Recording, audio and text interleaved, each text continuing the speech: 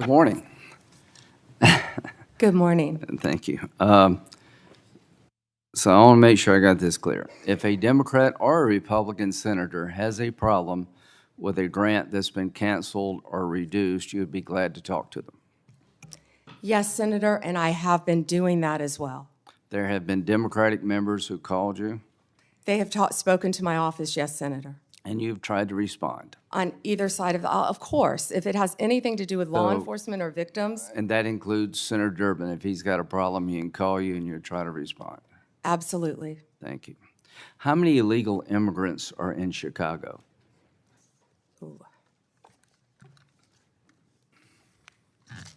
Does anybody know? I do, countless. What we have seen since January 20th, Senator Graham, is a 1,000% increase in violent attacks against our ICE officers. Right. But I just want to know, is there like 10 or 100,000? Does anybody know? There have been multiple, and we have made multiple arrests, of course, involving violent gangs in Chicago, throughout Illinois. Right. So the only reason I ask that is Chicago is a sanctuary city. Do they help ICE deal with illegal immigration, or are they a sanctuary city? Do you know? They are not cooperating, and I would ask that, I wish Senator Durbin would condemn the governor for not cooperating with our law enforcement officers. The only reason I mention this, if you're a sanctuary city, any place in the country, you're making it difficult for the rest of us. Because word gets out, if you get to a certain city, maybe Chicago being one of them, that you're home free, and that just encourages more illegal immigration. Do you deal with that? Agree with that? I do, Senator Graham, and can I add something to that? Sure. Please. One of our biggest wins was against the Sinaloa cartel, and that came in Chicago. The state of Illinois has a Trust Act, which prevents local law enforcement from cooperating with our federal immigration authorities. And that's what I was trying to talk to Senator Durbin about. On September 15th, our partners at ICE arrested an illegal alien from Mexico for beating a 21-year-old man to death. He had been imprisoned in Illinois prior to the murder and was released under Illinois' Trust Act. We filed multiple lawsuits in Illinois for sanctuary policies, specifically in-state tuition for illegal aliens and obstructing employers from verifying citizenship. You can't make this up. On September 5th, a federal grand jury in Chicago indicted a major Sinaloa cartel boss, narco-terrorism, guns, and drug charges. On July 11th, we announced a guilty plea for Ovidio Guzman Lopez. You may know him as the son of El Chapo, one of the worst narco-terrorists in the world. In the world, In Senators. Chicago. In Chicago. In Chicago. He entered a guilty plea to drug conspiracy and 2 counts of knowingly engaging in a continuing criminal enterprise in the state of Illinois. I could continue with fentanyl. I could continue with child predators in Illinois. Well, thank you. I think I've seen numbers over 100,000. So Chicago and other sanctuary cities, you're making it harder for us to deal with illegal immigration by doing what you're doing. And I am glad President Trump is trying to change those policies. And if you need the National Guard to bring order out of chaos, so be it from my point of view. Now let's get back to the topic sort of at hand here. About how the law is being used politically. In September 2022, Attorney General James from New York basically said in a campaign that she would go after Trump, his business transactions, and his family with full force. November the 15th, 2022, Trump announces his candidacy for president.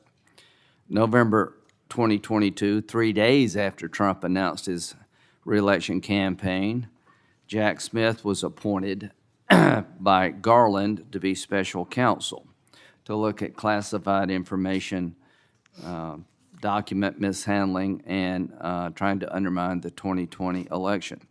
In March, President Trump was indicted in Manhattan of 2023 just after announcing 34 felony counts. And what they did is they took misdemeanors and turned them into felonies by using a legal theory that no one in the history of Manhattan had ever been charged with. June 2023, a federal grand jury in the District Court for the Southern District of Florida indicted President Trump on 37 charges regarding classified information. Now, all I can say is that taking a hammer to a hard drive in bleach bit apparently doesn't make the cut. Having documents in the garage of President Biden doesn't make the cut. In August of 2023, he was indicted yet again regarding the 2020 election. So all I can say is that in September 27th, Jack Smith's team asked for my phone records and 7 other senators. Now, that's just the 2024 election. Comey, are you aware of the fact that in August, Comey, then Director FBI, August of 2016, was in a meeting at the White House where it was discussed that by Brennan, then CIA director, that there was intelligence that maybe the Clinton campaign was trying to cook up a narrative that Trump was a Russian asset? Senator, I believe that has been reported publicly, but I cannot comment on that. Okay, well, I'm just telling you. Now, this is a campaign for president in 2016. In July, they open up Crossfire Hurricane. In August, they have a discussion in front of President Biden that there's intel that maybe this is generated by his political opponent. Nothing happened. In September, are you aware of the fact that the intelligence community sent a memo to the FBI director detailing intelligence that suggests it's Clinton's campaign is behind the idea that Trump is colluding or cooperating with the Russians? Senator, I believe that has been reported. And that was addressed to the FBI director and Mr. Strzok, this memo. Are you aware that he told this committee, I don't recall that, the FBI director? Senator, I can't discuss anything. Well, I can tell you this. What the hell would you recall? You're the sitting FBI director. There's a campaign for president going on. You've opened up an investigation believing that the Republican candidate may be a Russian asset, and now all of a sudden, less than a month later, 2 months later, you have 2 inquiries, 2 events to suggest it may be his political opponent. Did anybody in the FBI inform the FISA court or anyone else about this activity that you know of? I can't discuss that matter, as you know, Senator Graham. Should they have? Is there a requirement by law enforcement to tell the court if their warrant is being sought or a defendant that there's exculpatory information out there about you? In general, of course, Senator. So, to the country, the FBI director gets a memo from the intel community. This may be all a political plot by his opponent. They didn't do a damn thing. Are you familiar with the Steele dossier? Yes, Senator. That was a dossier prepared and paid for by the Clinton campaign. Are you aware that it was that document was used to get a warrant on 5 different occasions against Carter Page, an American citizen? Yes, Senator, and that has been reported. Are you aware of the fact in February 2017, after Trump is president, the person who gave Christopher Steele the information, the Russian guy, told the FBI, the information I provided you was all bar talk, hearsay, and not reliable? Are you aware of that? Yes, Senator. Was there ever an effort by the FBI to tell the FISA court about evidence that the man who helped prepare the document retracted his statement? I can't discuss that, Senator. Should there have been? Can't discuss that. You wonder why we're looking at Comey? Give me a break. Why are we looking at Comey? Because he ran an FBI and personally knew about exculpatory information and let it slide. How in the hell can 2 FBI agents interview a man who says the document you're using against a sitting president to suggest he may be a Russian agent or Carter Page that is now no longer reliable. How does that not get to the court? Can you tell me how that doesn't get to the court? You can't, can you?